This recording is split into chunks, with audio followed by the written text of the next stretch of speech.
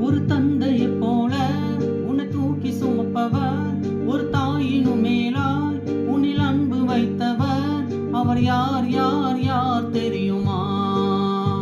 அவர் யார் யார் யார் தெரியுமா? பெத்தலையில் பிறந்தவராம், சாத்திரத்தில் கிடந்தவராம். பெத்தலையில் பிறந்தவராம், சாத்திரத்தில் கிடந்தவராம். பாவிகளை மன்னிக்க வந்தவராம். அவர் யார் யார் யார் தெரியுமா? அவர் யார் யார் யார் தெரியுமா? உனக்காக உலகத்திலே